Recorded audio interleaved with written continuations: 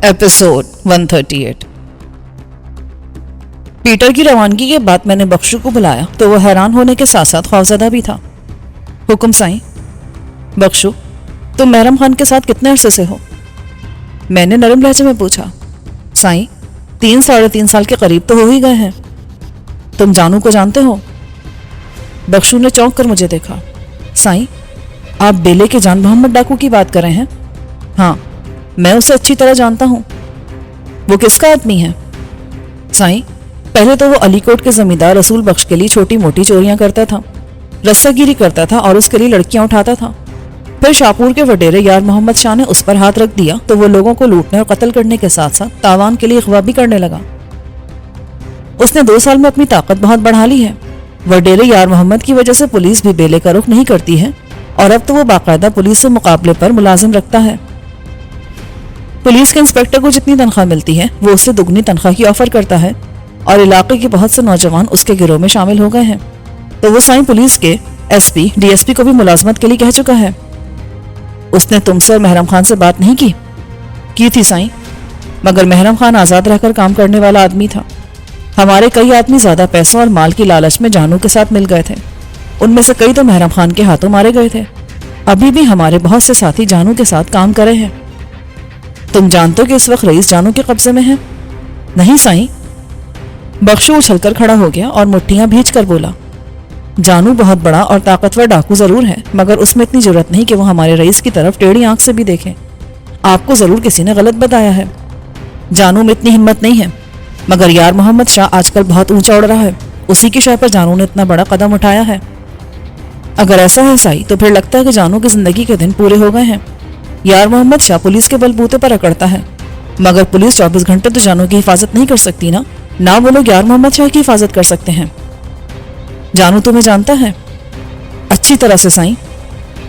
तो फिर तुम जानू के पास जाओ और उसे बताओ कि रईस के बंदे ने महरम खान को कत्ल करा दिया है। अब तुम उनके साथ काम करना चाहते हो? नहीं साईं। बख्शू ने पहली मर्तबा मेरे सामने सख्त लहजा इस्तेमाल किया। मैं मर जाऊंगा मगर जानू के पास नहीं जाऊंगा। बेवकूफ आदमी, पहले मेरी पूरी बात तो सुन लो। मैं तुम्हें जानू के साथ शामिल होने का मशवरा नहीं दे रहा। मैं चाहता हूं कि तुम्हारे जरिए मुझे वहां के हालात का इल्म रहेगा। ऐसा करो, मुझे भी अपने साथ जानू के पास ले चलो। अगर बाबा साईं वाकई उसके कब्जे में हैं तो मैं उन्हें छुड़ाने की कोशिश करूंगा। उसके बाद मैं यार मोहम्मद शाह से भी निमट लूंगा। साईं, बात तो आपकी ठीक है, मगर आपको हुलिया थोड़ा सा बदलना पड़ेगा। थोड़ा सा शेव करना छोड़ दें, पैंट की जगह शलवार सूट पहने और कंधे पर अगर अज रखो तो बहुत अच्छा रहेगा। हमारे पढ़े लिखे नौजवान भी आजकल इसी हुलिये में होते हैं। ठीक है, अब तुम जाओ, मैंने कहा, और बेड पर नींद दराज हुआ ही था कि कमरे का दरवाजा धड़ाम से खुला और हाकिम अली और उसका दोस्त मंजूर औंधे मुंह कमरे में आ गिरे। मैं झपट कर उठ बैठा और एक हाथ बेख्तियार जेब की तरफ रेंग गया। दूसरे लम्हे मेरे हाथ में रिवॉल्वर था। बख्शू बाहर जाते जाते रुक गया था और हैरत से मंजूर और हाकिम अली को देख रहा था। हाकिम अली के हाथ में भी रिवॉल्वर था जिसका रुख मंजूर की तरफ था। क्या बात है हाकिम अली? मैंने पूछा। साईं, यह हरामजादा गद्दारी करा था। ये खुद को मेरा दोस्त कहता है, मगर मेरे पेट में छुरा घोंपने की कोशिश करा था। मुझे पूरी बात बताओ। साईं, ये पुलिस को इत्तला दे रहा था कि बदनाम जमाना दहशतगर्द कामरान और उसके साथी यहाँ मौजूद हैं। वो तो शुक्र है कि इसका एड्रेस बताने से पहले ही मैंने इसकी बात सुन ली। ये पुलिस को इत्तला नहीं दे रहा था। मगर साईं, तुमने भी गलत नहीं सुना, मगर ये पुलिस को इत्तला नहीं दे रहा था। अब मैं पुलिस को किसी भी केस में मतलूब नहीं हूँ।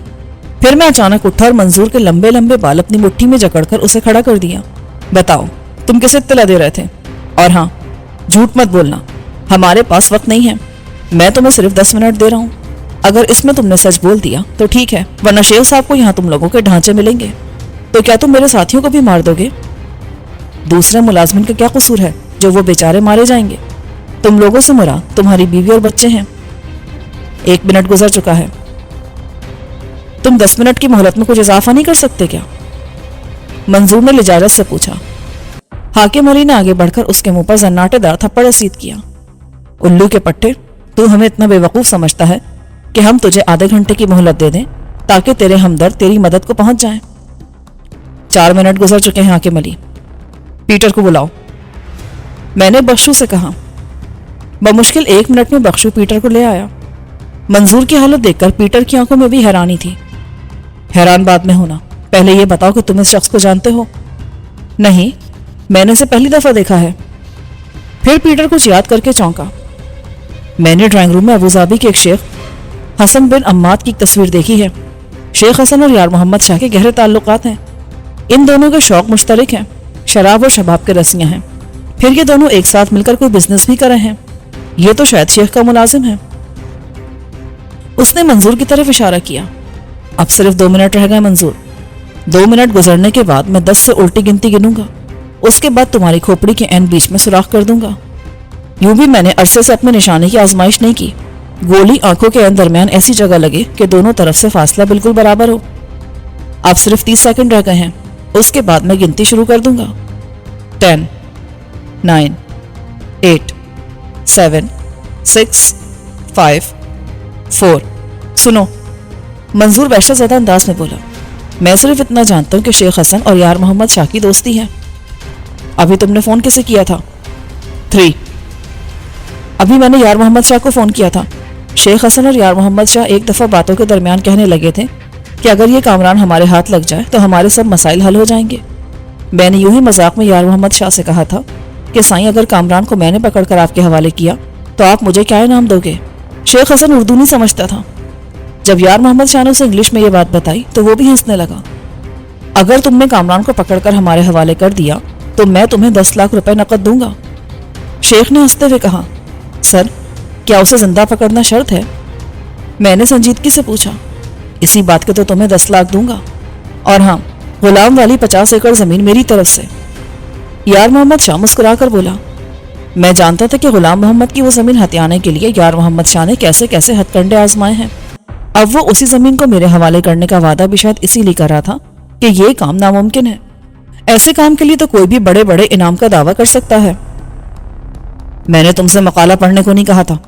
अगर तुम वाकई मुकाबला करके मुझे पकड़ते तो शायद इनाम के हकदार भी ठहरते, मगर मैं पेट में छुरा घोंपने वाले गद्दारों को माफ करने का कायल नहीं हूं। ये कहकर मैंने रिवॉल्वर का रुख उसकी तरफ कर दिया। कामरान साहब, आपको अल्लाह का वास्ता। मंजूर ने मेरे पैर पकड़ने की कोशिश की। मैंने उसे लात मारकर धकेल दिया और डपट कर बोला, सीधे खड़े हो जाओ। वो कांपता हुआ सीधा खड़ा हो गया। मैंने इंतहाई सफाकी से उसे घूरा, फिर उसकी पेशानी के वस्त का निशाना लिया और फायर कर दिया। मंजूर के हलक से अजियतनाक चीख बुलंद हुई और वो फर्श पर गिरकर 1-2 दफा तड़पा, फिर साकित हो गया। इसे गौर से देख लो पीटर, यही अंजाम तुम्हारा भी हो सकता है, मगर मैंने तुमसे वादा किया है कि मैं तुम्हारी जान नहीं लूंगा। फिर मैं हाकिम अली और बख्शू से मुखातिब हुआ। इस कमरे को लॉक कर दो और यहाँ से निकल चलो। गाड़ी में बैठने के बाद किसी मुलाजिम को मंजूर की मौत के बारे में बता देना, वरना 1-2 दिन में यहाँ ताफुन फैल जाएगा। हमारी लैंड क्रूजर बंगले के गेट से बाहर निकल गई तो मैंने चौकीदार को बताया कि मंजूर की हालत बहुत खराब है, उसे फौरन डॉक्टर के पास पहुंचा दो। हमें एक शदीद जरूरी काम ना होता तो हम खुद ही उसे डॉक्टर के पास ले जाते। फिर मेरे इशारे पर हाकिम अली ने गाड़ी जन्नाटे से आगे बढ़ा दी। मंजूर के सिवा यहाँ का कोई आदमी पहचानता था कि तुम बाबा साईं के आदमी हो? मैंने हाकिम अली से पूछा। मैं यकीन से नहीं कह सकता जनाब, वैसे 1-2 दफा ही मैं यहाँ पे आया हूँ। बंगले के मुलाजमों का ताल्लुक गोट से नहीं है, सिर्फ मंजूर ही गोट का आदमी था। मुमकिन उसने मेरे बारे में दूसरे मुलाजमिन को बता दिया हो कि हाकिम अली भी मेरे गोट का आदमी है, मगर साईं अब इससे क्या फर्क पड़ता है? हाँ, अब तो जो होना था वो हो ही चुका। मैं मुस्कुरा कर बोला, इनको तुम ये बताओ कि अब तुम कहाँ जा रहे हो? क्या गोट का कोई आदमी किसी और शेख के बंगले पर भी मुलाजिम है? बंगले पर मुलाजिम तो है, मगर वो बंगला अभी पूरी तरह तैयार नहीं हुआ। बंगले में प्लास्टर और रंगो रोगन होना बाकी है। वहाँ गोट का एक आदमी चौकीदार है। असल में साईं, वो बंगला एक रिटायर्ड बैरिस्टर बनवा रहा है। उस बेचारे का 6 महीने पहले इंतकाल हो चुका है। उसके सिर्फ 2 बेटे हैं और दोनों ही मुल्क से बाहर रहते हैं। उन्हें बंगले की तामीर से कोई दिलचस्पी नहीं लगती। हमारे गोट का आदमी सोमर वहाँ बैरिस्टर की जिंदगी में ही चौकीदार था। बेटों ने भी उसे बंगले की हिफाजत के लिए रख लिया है। ओ भाई, तुमने तो मेरे छोटे से सवाल के जवाब में पूरी कहानी सुना दी। इसीलिए कि आप मुतमईन हो जाएं।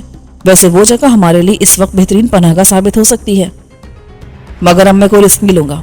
चौकीदार उस वक्त तक हमारी कैद में रहेगा जब तक हम वो बंगला छोड़ नहीं देते। साईं, ये तो उस बेचारे के साथ बहुत ज्यादती हो जाएगी। वैसे मैं ये भी कर लूंगा।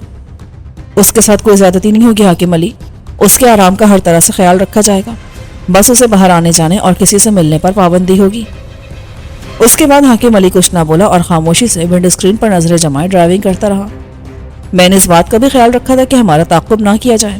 ابھی تک مجھے کوئی گاڑی ایسی دکھائی نہیں دی تھی جس پر تعاقب کا شبہ ہوتا۔ اچانک مجھے دورانی کا خیال آیا۔ میں نے ٹرانسمیٹر نکال کر آن کیا اور دورانی کو کال کرنے لگا۔ ہیلو جیون، ہیلو جیون، آر یو ریسیونگ؟ ہیلو جیون۔ کافی دیر تک کال کرنے کے بعد بھی دورانی کی طرف سے کوئی جواب موصول نہ ہوا تو مجھے یقین ہو گیا کہ یا تو دورانی اس مارکے میں کام آ گیا ہے یا پھر دشمنوں کی قید میں ہے، ورنہ میری کال کا جواب وہ ضرور دیتا۔ پیٹر بڑے غور سے اس ٹرانسمیٹر کو دیکھ رہا تھا، پھر وہ ہنس کر بولا، یہ ٹرانسمیٹر امریکہ کی ایک فرم نے خاص طور پر CIA کے لیے بنائے ہیں اور یہ صرف ہمارے مخصوص ایجنٹس کے پاس ہیں۔ ویسے حیرت مجھے اس بات پر ہے کہ یہ ٹرانسمیٹر تمہارے پاس کہاں سے آیا، اور کسی کو کال کرنے کا مطلب یہ ہے کہ کم از کم ایک ٹرانسمیٹر مزید تم لوگوں کے پاس ہے۔ گویا تم نے CIA کے 2 انتہائی قیمتی اور خاص آدمیوں کو ٹھکانے لگا دیا ہے۔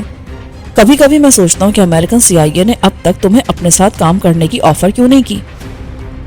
جو بات تم نہیں جانتے وہ تمہارے بڑے جانتے ہیں۔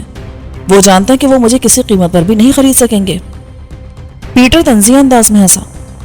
ہر انسان کی کوئی نہ کوئی قیمت ہوتی ہے کامران۔ میں نے حب الوطنی کے بڑے بڑے دعوے داروں کو بکتے دیکھا ہے۔ گاڑی اچانک دھچکے سے رک گئی۔ سامنے ایک نو تعمیر شدہ بنگلہ نظر آ رہا تھا۔ وہ علاقے کا واحد بنگلہ تھا جو پلاسٹر اور رنگ و روغن سے محروم تھا۔ بنگلے کے سامنے وسیع عریض لان تھا اور قریب ترین بنگلہ بھی ہزار گز کے تقریباً 8-9 پلاٹ کے بعد تھا۔ حاکم علی نے کئی دفعہ ہارن بجایا مگر جب گیٹ نہ کھلا تو وہ گاڑی سے اترا اور گیٹ کو بری طرح پیٹ ڈالا۔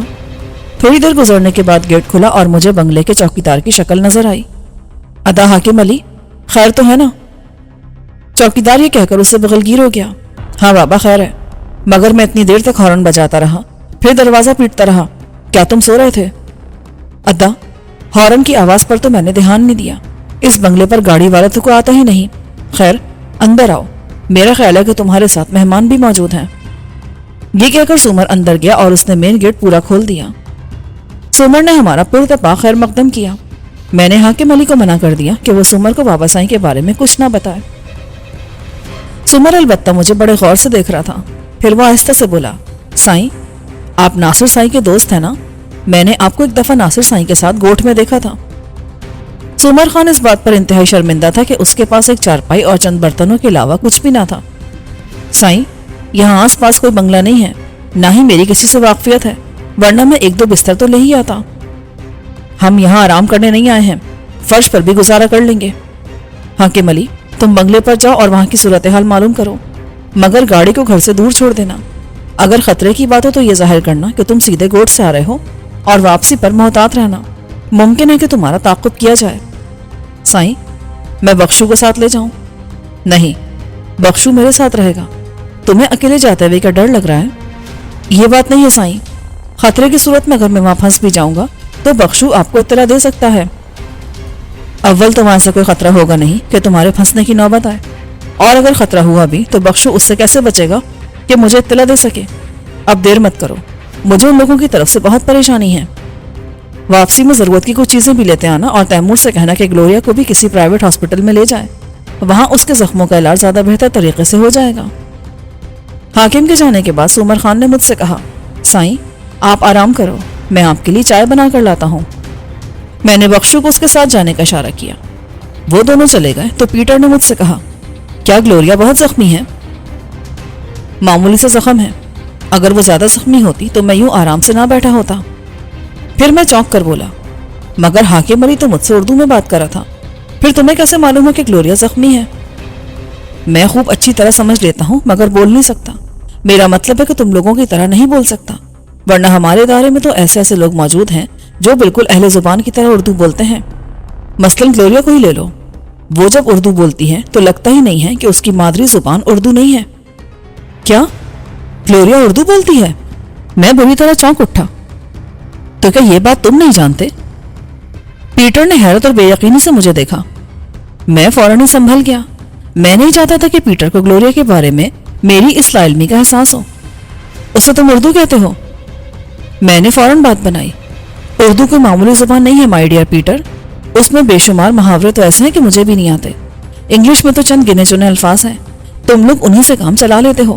اردو میں تو جملوں کی معمولی سی رد و بدل سے ان کا مفہوم ہی بدل جاتا ہے۔ بخشو اور سومر چائے لے کر آئے تو ہماری بحث ختم ہو گئی۔ میں ابھی تک اس دھچکے سے سنبھل نہیں پایا تھا۔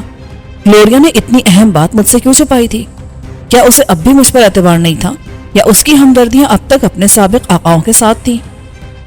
میں بظاہر چائے پی رہا تھا اور انتہائی مطمئن نظر آنے کی کوشش کر رہا تھا، مگر میرے ذہن میں آندھیاں سی چل رہی تھیں۔ پیٹر بڑے غور سے میرا جائزہ لے رہا تھا۔ کس سوچ میں پڑ گئے کامران؟ تمہاری چائے ٹھنڈی ہو گئی ہے۔ اچانک مجھے خیال آیا کہ یہ غلط فہمی پیدا کر کے کہیں پیٹر مجھے گلوریا کی طرف سے بدگمان تو نہیں کرا۔ وہ CIA کا گھاگ ایجنٹ تھا۔ وہ لوگ تو اپنے ہتھ کنڈوں سے تیسری دنیا کے ملکوں کی بڑی بڑی سیاسی پارٹیوں میں پھوٹ ڈال دیتے تھے۔ میں نے ذہن پر زور دیا تو مجھے کئی ایسے مواقع یاد آئے جب گلوریا اردو بول کر اپنی جان بچا سکتی تھی۔ میں نے گھور کر پیٹر کو دیکھا تو وہ بری طرح گڑبڑا گیا۔ کیا ہوا کامران؟ مجھے ایسے کیوں گھور رہے ہو؟ اس کی آواز میں لرزش تھی۔ میں نے محض اس وعدے پر تمہاری جاں بخشی کی تھی کہ تم مجھ سے جھوٹ نہیں بولو گے۔ تو میں نے کون سے جھوٹ بولا ہے؟ میں نے اچانک اس کے منہ پر تھپڑ رسید کر دیا۔ تھپڑ اتنا زوردار تھا کہ پیٹر چارپائی سے نیچے گر گیا۔ پھر جھوٹ بول رہے ہو؟ میں اب تک تمہارے ساتھ ہر طرح سے تعاون کرتا آئی ہوں، مگر مجھ سے نہیں، بلکہ تم نے اپنی ذات کے ساتھ تعاون کیا ہے۔ اپنی جان بچانے کے لیے کیا ہے سب کچھ، احسان نہیں کیا مجھ پر کوئی۔ تم کیا سمجھتے ہو کہ تم نے اگر مجھے چھوڑ دیا تو میری جان بچ جائے گی؟ تم نے مجھے چھوڑ دیا تو میرے اپنے ہی مجھے موت کے گھاٹ اتار دیں گے۔ یہاں سے اگر میں زندہ سلامت نکل بھی گیا تو جتنے دن بھی جیوں گا دنیا سے منہ چھپا کر جیوں گا۔ مجھے بھی وہی اسٹائل اختیار کرنا پڑے گا جو تمہارا ہے۔ میرا کیا اسٹائل ہے؟ میں کس سے خوفزدہ ہوں؟ اپنی نیند سوتا ہوں، اپنی مرضی سے ہر کام کرتا ہوں، کسی کی غلامی نہیں کرتا۔ اب تم جھوٹ بول رہے ہو کامران۔ تمہاری پوری فائل مجھے ازبر ہے۔ تم پچھلے کئی برس سے حالت فرار میں ہو، کبھی یہاں تو کبھی وہاں، کبھی انڈیا تو کبھی سنگاپور، کبھی ہانگ کانگ۔ نہ تم اپنی نیند سوتے ہو، نہ اپنی مرضی سے کوئی کام کرتے ہو۔ اس کا ایک ایک لفظ صداقت پر مبنی تھا۔ میں نے موضوع بدلنے کو کہا۔ بات کو ٹالو مت۔ تم نے یہ جھوٹ کیوں بولا کہ گلوریا کو اہل زبان کی طرح اردو بولنا آتی ہے؟ تو کیا اسے اردو بولنی نہیں آتی؟ پیٹر حیرانی سے بولا۔ میرا اندازہ تھا کہ جب اس علاقے میں اہم ذمہ داریاں سونپی گئی تھیں تو اس نے اردو ضرور سیکھی ہوگی۔ کوئی بھی شخص اس علاقے کی زبان جانے بغیر وہاں کیسے کام کر سکتا ہے؟ اگر ایسا نہیں ہے تو مجھے اس بات پر شدید حیرت ہے۔ مگر ابھی تو تم کہہ رہے تھے کہ تم نے اسے اردو بولتے سنا ہے۔ میں نے یہ نہیں کہا تھا، میرا اندازہ تھا کہ اسے اردو آتی ہوگی۔